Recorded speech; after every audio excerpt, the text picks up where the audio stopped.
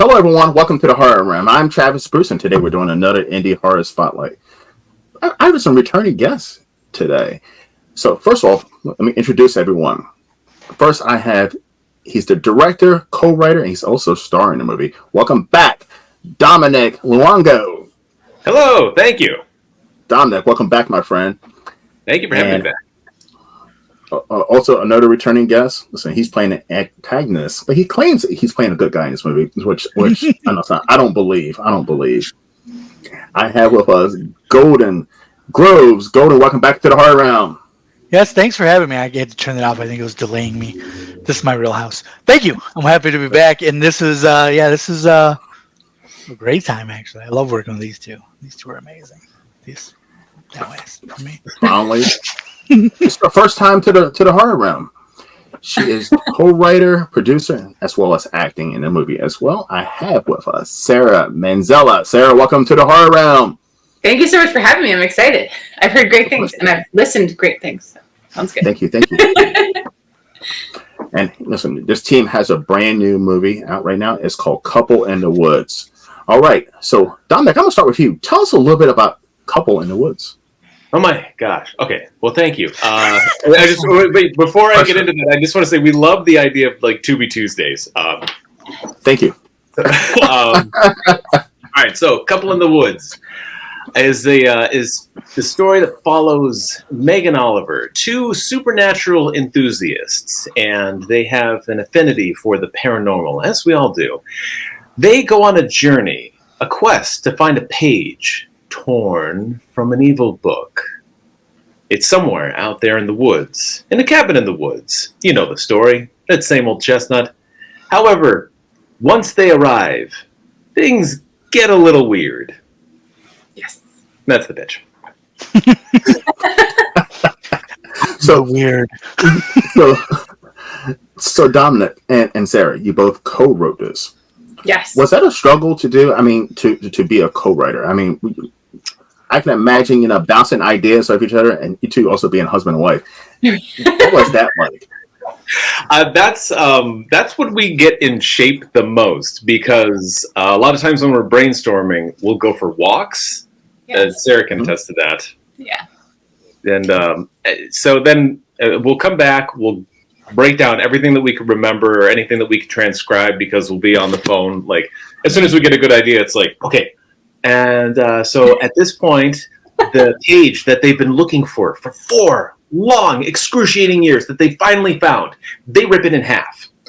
And we'll come back and transcribe something like that, and then flesh the scene out from there. Yep. And it doesn't stop there, because we are, like you said, married. We obviously live together. The brainstorms can happen at any point. One of us could be in the bathroom. Doesn't matter. The other one will be shouting at the other side of the door. And then I have this great idea. Like, there's no boundaries. It's great. Go write it down. You write it down. You got all the toilet paper. Yeah. But isn't that a lot to deal with? I mean, because like you both never, you two work in the same field, and you never get to turn it off.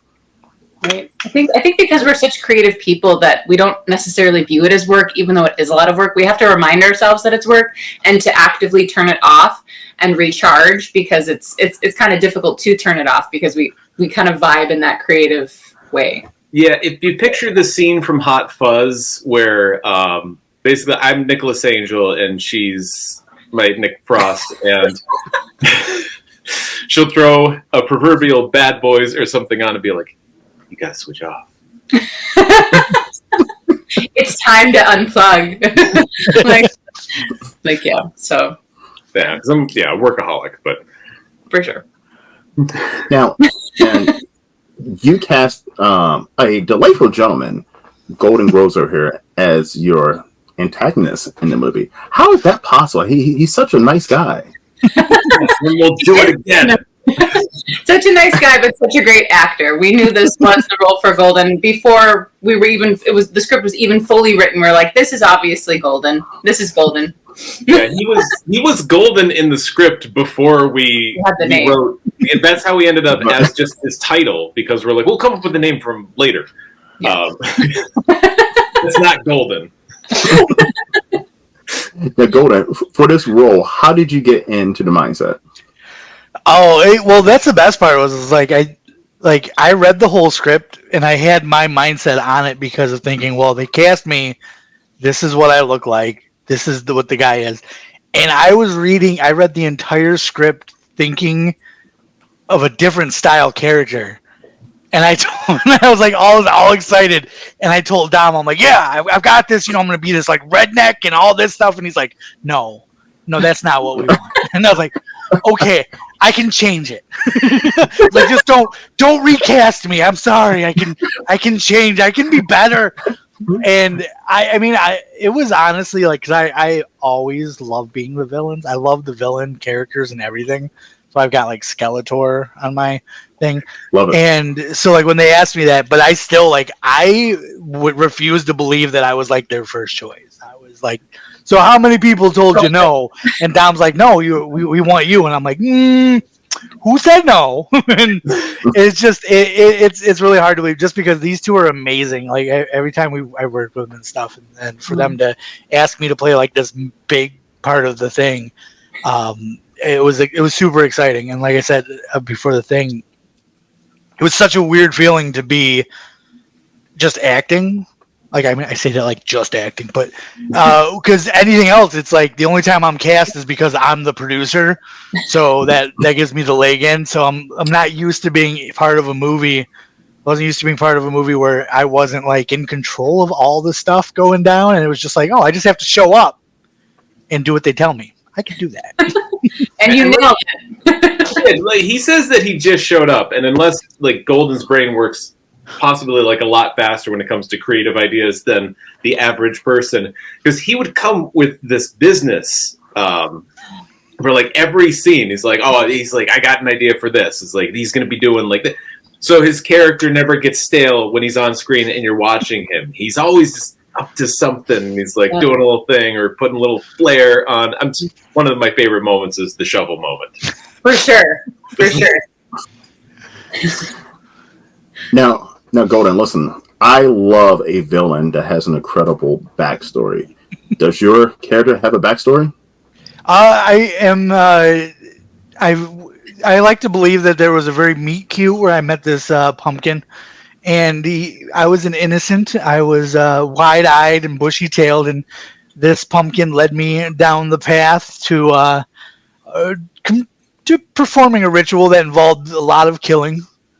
And then I liked the killing so much that I wanted to keep doing it just because of the people that have upset me. But it was all the pumpkin's fault, really. That damn pumpkin. Yeah. If I could jump in, we had somebody give us a fan theory that it's actually Linus grown up. Oh, that's my mini version of the pumpkin for the. A friend of mine crocheted me a doll of my character in the movie, and it came with the little pumpkin. I love that. Oh, that's awesome. I still have the pumpkin. My daughter has stolen the crocheted doll. Because anytime like I go on trips or anything, she's like, I've got Daddy with me. And I'm like, but that's mine. And I lose. Now, Sarah and Dominic, you both act as well. You act on other projects besides your own. Now, when you're selecting like Golden, when you're doing cast, do you already sometimes have certain actors or actresses in mind for those parts? Definitely. Yeah, but this project definitely. And Sarah could tell you that like everyone that we wanted for these roles that we're like picturing while we're writing, because like as one does in an independent feature, you kind of already know your resources going into it. Yeah. So,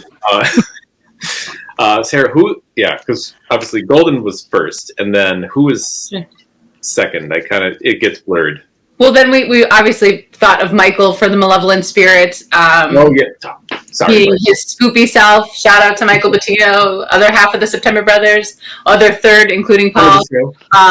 Then of course the comedy duo of the local comedians. We have Rick Matthews and Clayton Williams, which just it being a comedy, more heavy on the comedy than the spooky. It's spooky, but Scooby Doo, Halloween Town spooky.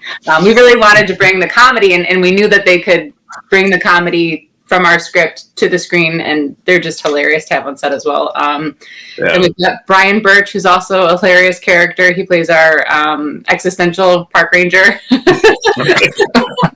And then we dragged our family in for some voice cameos. Dom's two sisters, Ingrid and Heidi, and then my brother Andrew, who is into voice act. They're all very much into acting as well. So, and then Dom's mom did our song, or we have one of her songs on our album in our movie. So we really pulled everybody, in on it, and we did picture all of them while writing. So and Dom's mother sings the song a lot better than I do. That could be because I'm doing it with a gummy worm in my mouth too. So that's the only. Yeah.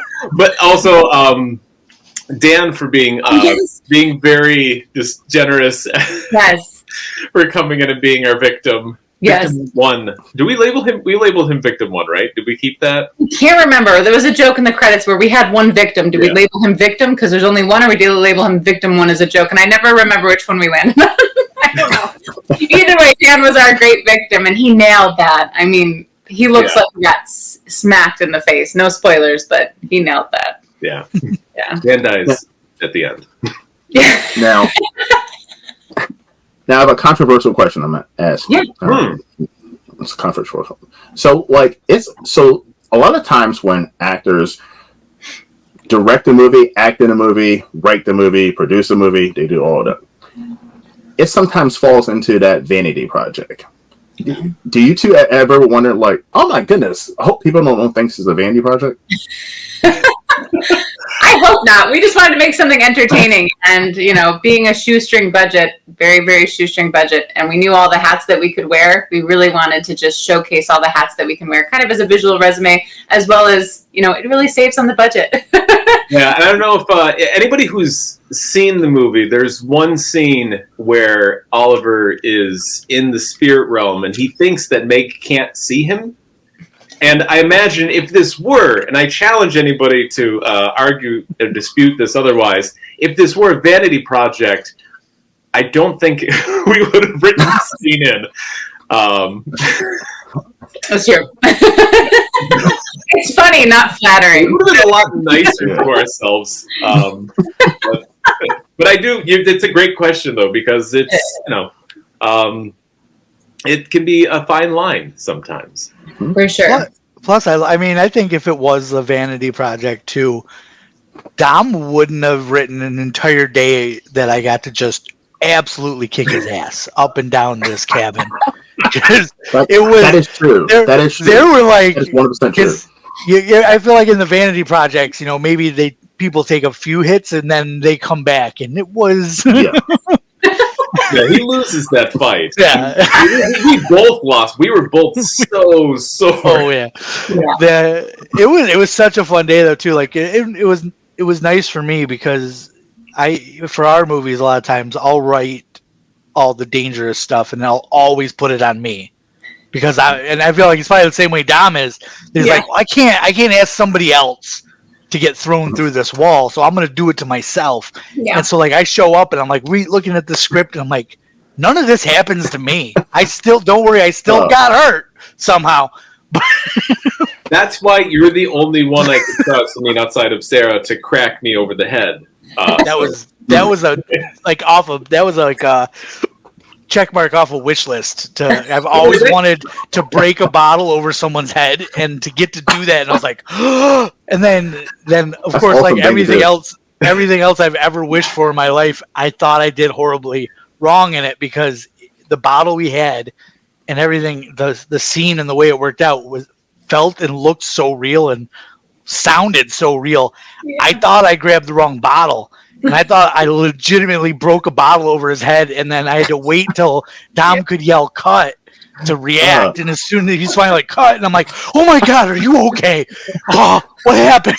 I was like, I thought it was a legitimate bottle at that point. It just sounded and looked and felt so real, and I'm just like, "What have I done?" Yeah, there was a pregnant pause where me holding the camera, Paul holding the camera, and Golden and was like, still in it, and Dom pops up and he's like, cut! Like, smiling. We're like, oh, thank God, you're okay. Like, thank God. He's still alive. He's still alive. Yeah. So How long, production wise? How long did it take? So, oh gosh, where do you want to start? Do you want to like you said production? So I'll erase. Let's go from the beginning. Okay. Yeah. Oh, soup to nuts. Okay. So writing it was, I think, a month of writing. I want to say. That sounds right. Yeah. Then we filmed it. The original goal was way more ambitious because the original script is about 70 pages, and we whittled it down to 65 in post editing. I'm jumping ahead, and I'll jump back. So then, when we got to production, we're like, we could do this in 6 days. That sounds about right. Which is bonkers because you're asking for more than 10 pages a day, and on average, you should be shooting like 3 to 5 at most. And we got it in seven just non-consecutive days, and very non-consecutive. And then post-production, just did the whole Clockwork Orange, pried my eyelids open, and just shot straight to, I think, was it April is when we finished post-production. Yeah. April, we started distribution. Yeah. Mm-hmm.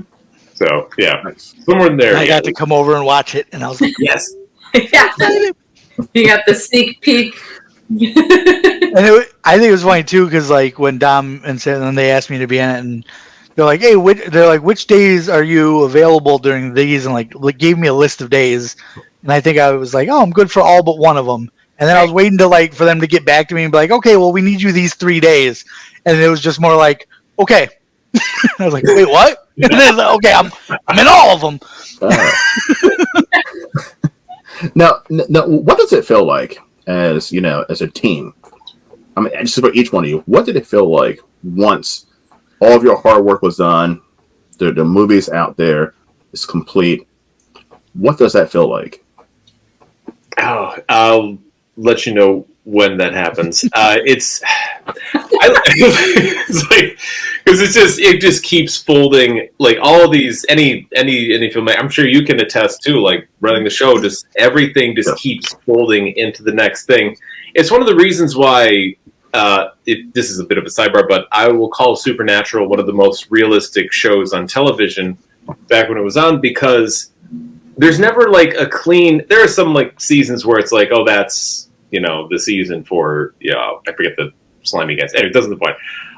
Is that like everything that they're dealing with? There's never like a lull. There's always like layered problems on top of each other. It's not that clean Full House like problem solution end of story. So yeah, but to contradict myself, it feels good to finally hit send once you fire it off to the distributor. So that's I feel like the end, if you were to just look at it from pre to post and you send it out there. But then there's the terrifying void of everything after that. Yeah. I was just happy to be off the leash with this one, because I'm very much a hype guy. Like I'll talk about every project we're doing and like every step of the way, and just be out there and like this is stuff. And Paul, who's been the writer for Dingus Day that I'm currently working on, he's been telling me everything you share comes through me because I don't want to give away too much. And then like Dom comes to me, he's like, "Oh, I want you to be in this." I'm like, "Yes!" I was like, "I can't wait. I'm gonna love it." And then he's like, "Also, we're not talking about it at all until it's out." And I'm like, "What?" And he's like, "No." He's like, "You can show your wife, and that's it. That's it. Just nobody else." And I'm just like, and there were a couple leaks. I won't lie, because I was super excited. Like Dom sent me like a trailer, and I'm like, okay, well, I'm gonna show my buddy this trailer and stuff. But then like he's finally like, okay, it's out of the distributor. Now I'm like anybody that I can talk to, people will be like, "Oh, did you see the weather?" I'm like, speaking of weather, Couple in the Woods had this amazing weather during it, and I've been going nuts about it. Like where I work, we have a movie chat group, and I put it in there, and I was like, "Bob, they're probably sick of hearing me because I'm constantly talking about my stuff." And then one day, the guy that runs it just messages me, and he's just like, "It's just golden," and then exclamation points. And I'm like, "What did I do?" And then he's like, I got to watch that movie you were talking about, and it was so good and all this stuff. I'm like, "Oh my God, hey, yeah." So I like let them know right away. But it was a weird feeling for me to be like, just like Like I'm showing people my crochet doll, and they're like, "What's that from?" And I'm like, "It's just me." It's just me. Like, okay, yeah. By the way, it was funny because the person who made the crochet doll was so happy that we covered my arms in clay because she didn't want to try to figure out how to add tattoos to my crochet doll. So she's like, "Oh, good, they're gone." I'm like, "Yeah, they're gone. They're under clay." So funny. Yeah, that's how it's been for me. And I mean, I've loved this, and like I said, it's been such a great feeling to be able to talk about it and to show people these things.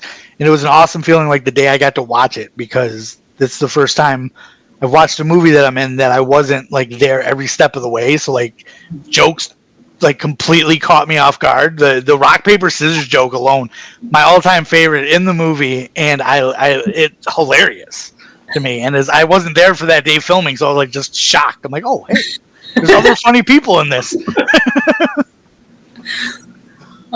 And Sarah? Yeah, so just to kind of pile off of what they said, absolutely, it was difficult to not say anything. We really tried really hard to keep it on the DL. We wanted to do kind of like a billboard type release and announcement where once it's not announced that it's available, everyone can just go watch it. You don't have to wait. We're not going to, you don't have to follow. It's just something completely different. We're like, let's try this, just to see what happens. And oh my gosh, it was so difficult just watching Dom edit every little piece of things. Like, I want to share this. I can't wait. Oh my God. So then even the distribution, that takes time. You're waiting and hearing, when it's good. You send it in, but then there's this long wait period, this gestation period of when is it going to be released? And then it happened July 31st. So even from April to July 31st, we were zip and not anything. We're just like, ah!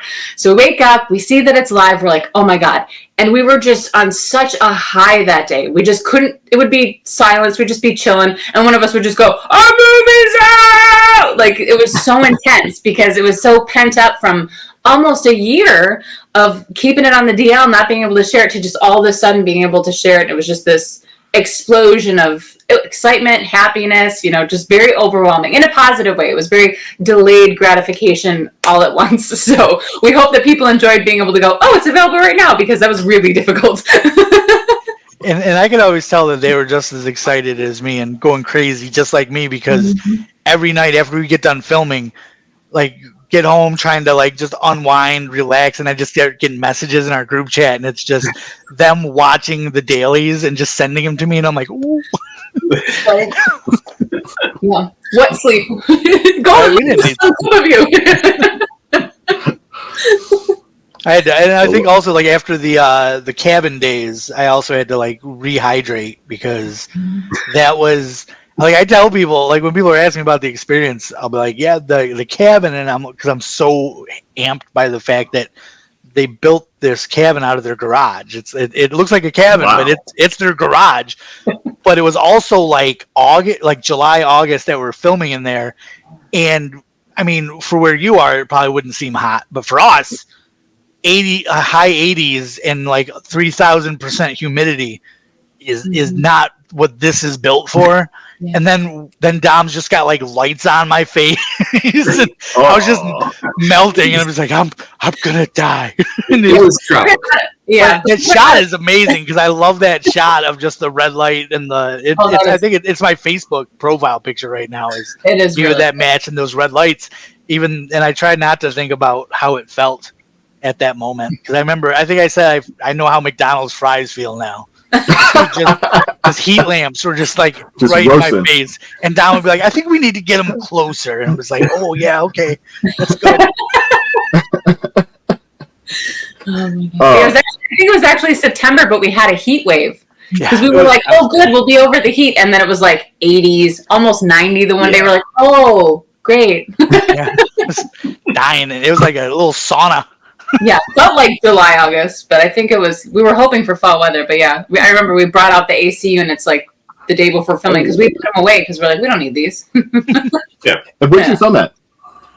Go ahead, Dom. So we filmed, like Golden said, like right there in our garage, which is here in sunny Buffalo, New York.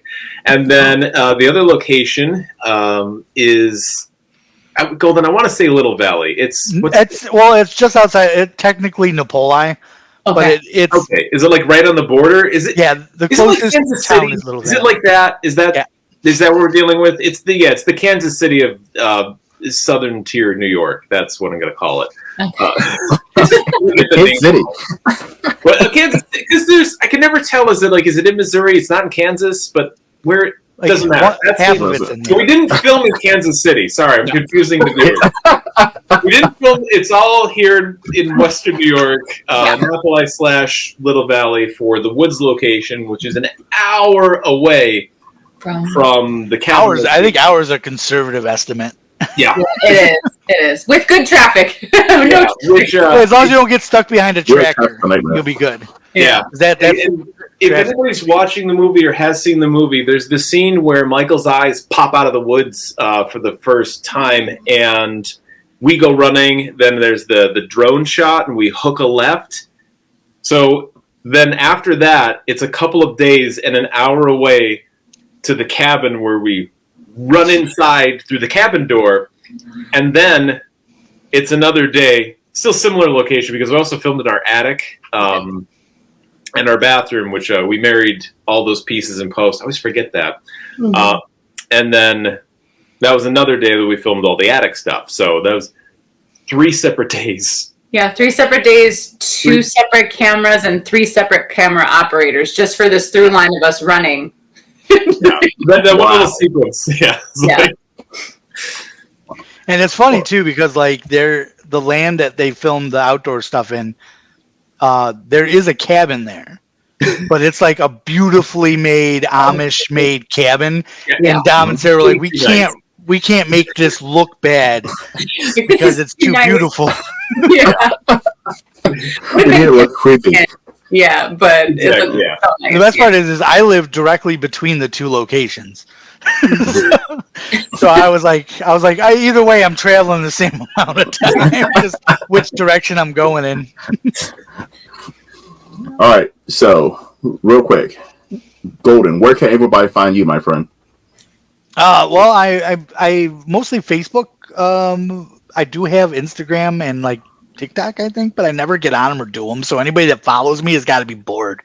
I'm just too old to try to do all those things. Like even at my job, they're like, we give you this LinkedIn account. We'll give you a professional LinkedIn account for free. And I'm like, I haven't done anything on that either. Because I'm just like, I just don't have the time. But also on Facebook is Dingus Day feature film, which is the movie that I'm currently working on, starring Can't these wait to see 2 that. amazing people.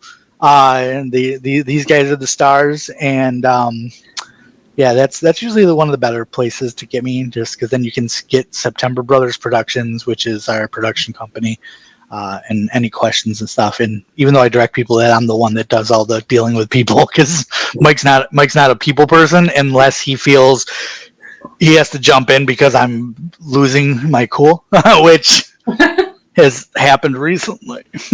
just Can't imagine that, yesterday. Golden. Oh. I'm usually very patient. I just I don't know. It was just I think it's the end of a long day, and I felt nobody else from the crew was jumping in to answer a question. So then I did, and afterwards I'm like, was that harsh?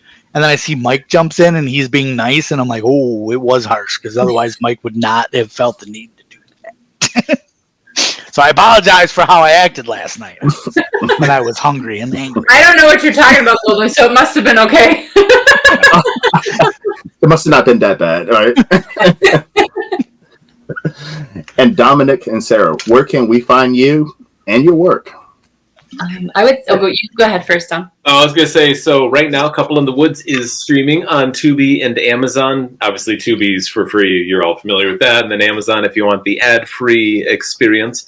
I think it's 99 cents to rent if you go SD. Just go SD.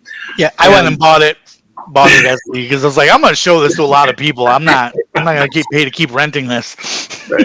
And then if you want to follow along on our socials, it's Doom Lounge Productions on Facebook and Instagram and TikTok. My personal one is just Dom Against Tomorrow, if anybody's an Ellison fan. But yeah, that's where to find us and our stuff. Yes. And then Sarah. I say same Doom Lounge is probably the best spot, or just my personal Sarah Antella. So. And listen, everyone, by the way, since they love To Be Tuesday, look out in a couple of weeks for a To Be Tuesday of Couple in the Woods. So look out for that. Travis, that's going to make it made it today, and it's going to make it again in the future. Thank you. Yes. That's so exciting. Thank you very much for having us on and doing that. Everybody, listen, get over to Tubi or wherever, Amazon, and go and see Couple in the Woods, as well as look out for Dingus Day also. And follow all of these amazing creators. It's been great, guys. This has been a blast. Thank you. Thank you. Thank you, Travis. As always. All right, everyone. Well, thank you for coming to the Horror Room. I'm Travis Bruce, and this is the team from Couple in the Woods. We'll see you next time. Take care.